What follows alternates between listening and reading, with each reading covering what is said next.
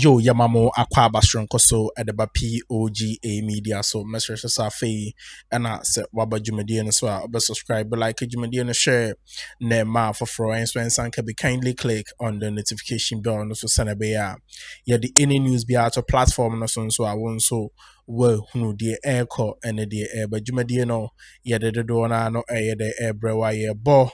Eddie Ebra, a Charlotte, Osei, Ghana, yem former EC boss. Mami ofe mupeyi abra na ye ba sakeno, and you see Ghana yem politics no akwe BBA day ewo adinti na make sa na mami ye EC boss inim no ho nsensem bebre ye day eba ye ye mami. So I think it was the first time ye pamo ye EC boss ho kasa bebrebe NDC for kan ye just say omom betimi like omom ka bi woman no kan ye ebi mama me no nso still na eja some time no yes power is aso. But one thing I na me for no, especially your politicians for no omure finish power is a transit, and there's a power no undi enya afebo so on the nature no ho ha intino eya omobedi eye makonya no so a na power no they have been drunk by the power na so omure fi eye enioma bebre inti ne kasa ene ne yemu no Mami efe munyina no ehonom de wotumu say I think so obeke kasa bia, but when reveal enioma na ekoso deep de ewo eye di siye a me de epamo no na obi besie ene de ono no odi ne dwuma so no bi nti ene waba abonten ababa be kasa the threat na eba ne so the main fan say the political assassinations are ninyina around ono no ehu nti say be pamo no any say as an EC boss no just say it was not easy. Mami akasapa ya watch eye enioma bebre call so during the time as an EC boss no na ninyina emu no or the aseda be dey ebe ma nyame because ene se bibia anto no na oda so tenkwam na odidi ma no ho aye dey eto na yese aseda ena ode be dey ode be ma otwedi ampon a oye dey owo osuro no na ene obi be hwemu a ene nso no table no atene yenhwe eye tokunu nsensem a ye dey aba chase you see yes ono so abaye the chief eye justice ehon nsensem a ono so ya the first chief justice ya dey yi no eden ya dey no free honum. And once again no so no ya nim say eye empanimfo bi NDC empanimfo bi etese esiedun ketia so they are advocating say you kind say eye Jane Mensa so yenya dey yenyi no free honum as a EC boss eboba and ye the kind of stories be identity who be abrabo betimi akọ your stories nim na wako read about all those stories no ye beko na yakwa akwaje nchimu abra ochemu fo no ene Charlotte say de nsem dodo na atuja yenko na yenkonkoti yensem a ebae sensitive officers and she is indicated that in fact she was speaking at the 2025 Democracy Dialogues in Accra organized by the Goodluck Jonathan Foundation, that's the former president of the Federal Republic of Nigeria. Charlotte Osei described her experience as both difficult and deeply personal during that period as the chair of the Electoral Commission. Take a look. I wouldn't say the phone calls and the pressure were the issues. Most people know I'm quite stubborn. So the kind of calls you think I received, I probably did not even receive because they knew I would not be amenable. The cost was really on a very personal level. Attacks on my family, concerns about the safety of my children and my wider family. There were a lot of lies, and so the whole fabric of the family was affected. It's either they were worrying for themselves or they were constantly worrying about your own safety. My dad was still alive at the time, so that created other challenges. There was a time that a political party mob surrounded my dad's house, that they were going to burn it down because of actions they felt I had taken. So those were the kinds of personal pressures that as a woman, as a mother, as a daughter, as a wife, as a sister, you have to deal with. So those ones were more worrying than the pressure of people calling you to say, do this. I mean, if they say do it and it's not in line with the law, it's an easy answer. I wouldn't do it because it's not in line with the law. So that didn't really bother me too much. That's troubling to say the least. That's Madam Charlotte Osei, the former chairperson of the Electoral Commission of the Republic of Ghana. And thankfully, I've been joined on Zoom by Professor Bafo Agyemang. He's a governance expert, former senior advisor to the United Nations on governance matters. He's joining us on Zoom right now. Professor Bafo Agyemang, appreciate your time. Thank you for joining us here on Ghana Tonight. And you were there at this Democracy Dialogues 2025, organized by the Goodluck Jonathan Foundation. That was yesterday, and we sat on the same row. You hear Charlotte Osei make that concern about how political actors sometimes can take their passion to a different level, and the threats that she was exposed to as a result of doing her work as chair of the Electoral Commission, to the extent of facing threats in her family as well. A late father, political party supporters surrounded his house, threatening to burn it down. Concerning, to say the least, is it not? Absolutely. It's a very critical point about elections, not only in Ghana, but I think across the African continent. So far, if you look at elections across the continent, all the time we do hear of incidents of violence in different ways, some serious, some not so serious, attempts to subvert the integrity of the process, many, many things. So elections being critical to democratic practice, I think needs to be sanitized in such a way that outcomes will not be contested by competing political parties. So I do agree that elections require special attention in all emerging democracies. And it's a very, very important issue that you break about what has been, and Prof, if you could kindly reposition it for me, because there's a little break in the connection to you, so that we have some clarity to the point that you were making. But then you reference the safety and the integrity of elections.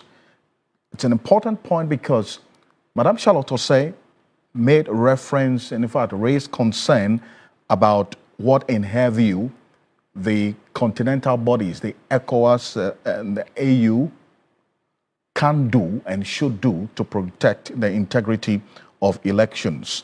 And this is it. She indicated that, one, in her view, ECOWAS and the AU hide behind quiet diplomacy in the face of flawed elections and constitutional manipulation, while showing greater boldness in condemning military takeovers. I mean, this is one that has to be paid attention to. I ask this because you have been a member of a number of these ECOWAS groups that go to monitor elections, election observers, AU election observers, ECOWAS election observers. You've been part of them. What else has to be done beyond the quiet diplomacy that we see the sub-regional and the continental body engage in when it comes to elections? I have participated in international election observation for some time, not recently, but between 1997 and 2008. I've been to at least 6 or 7 or 8 African countries, and I've seen different ways African countries have these elections. And I'm also a participant in international observer groups, not the ECOWAS, but I have participated in the Commonwealth group, at least 2 big countries. Then this organization in Washington, NDI, have been with them to observe elections in about 3 or so other African countries.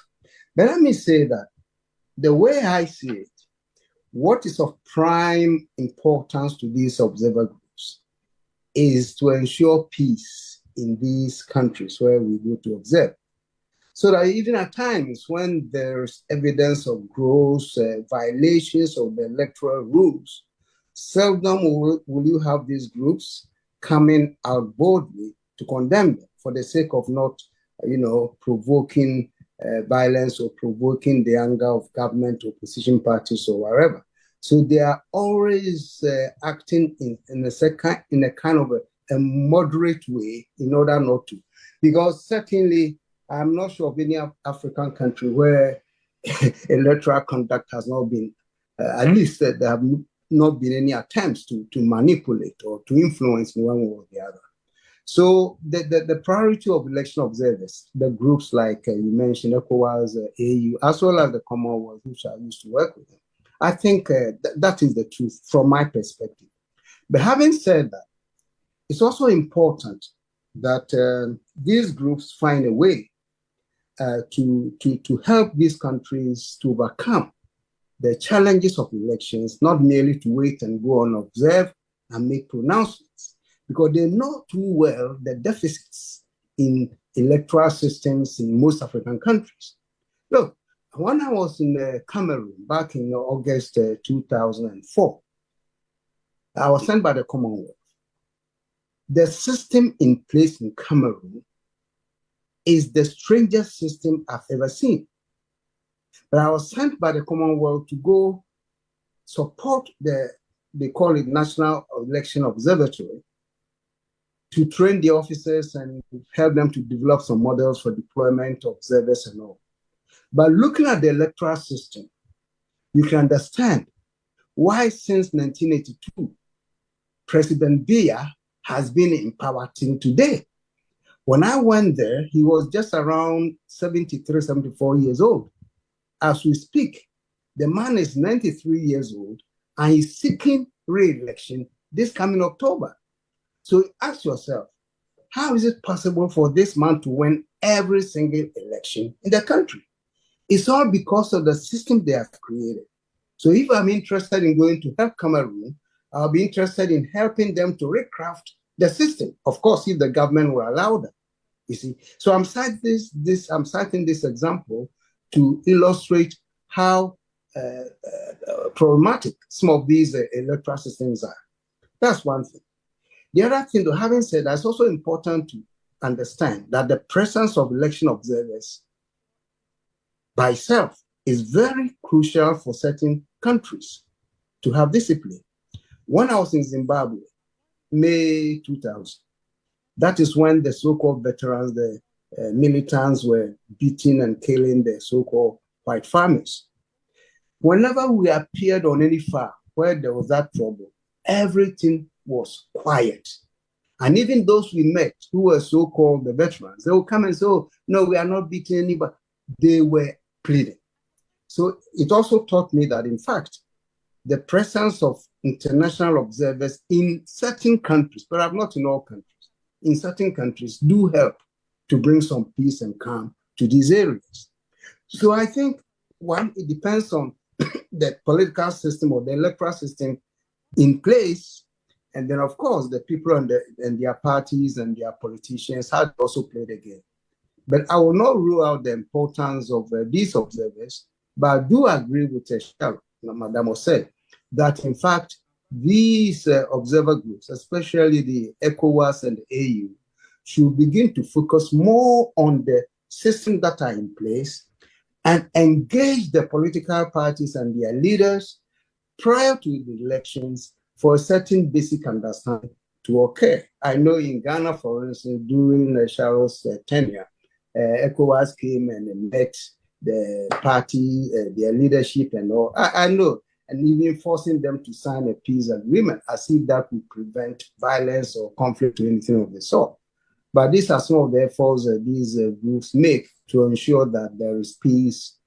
You aha and yeah the ofam no to us so message on subscribe like it share nema for friends so and can be kindly click on the notification bell no so send be the any news be anom to platform no so I want so where hunu the air call and the air but jumadi no the dodo na ye the e ho no ma ye the be ye pese ye the beso munti yanko ne yankonkoje e ofam no during and after the elections. I see. And you reference Cameroon, you say is the strangest experience you've ever had as an election observer. Many who have expressed very real concerns about what is happening.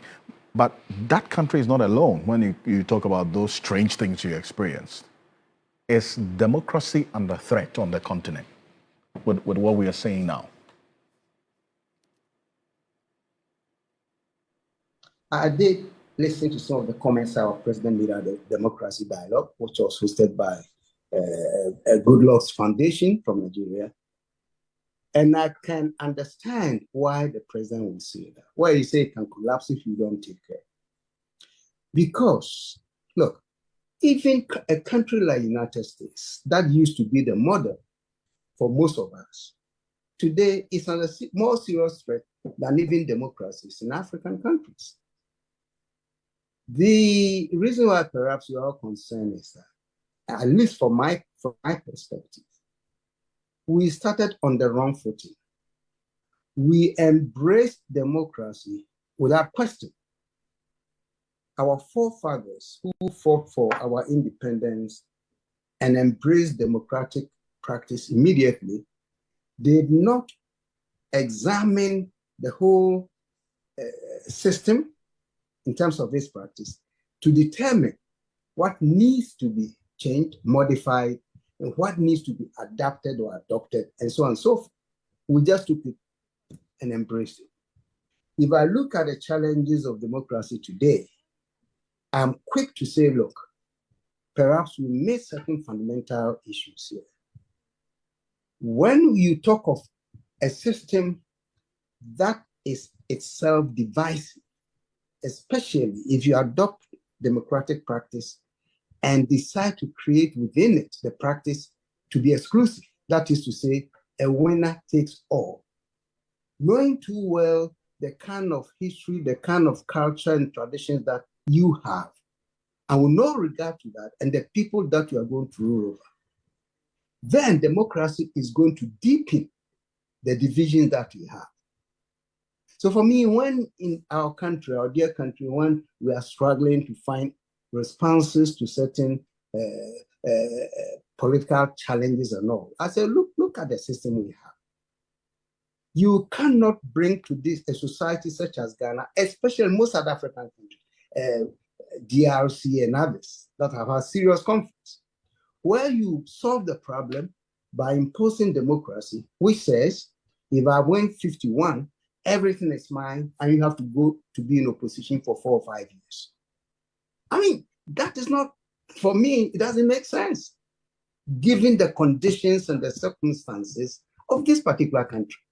So in the same way, I'm saying that perhaps right from the beginning, if we have the presence of mind, we could have decided to examine, put democratic practice into critical kind of analysis without needlessly going to the West and adopting their practice and just using them in a situation where things are different.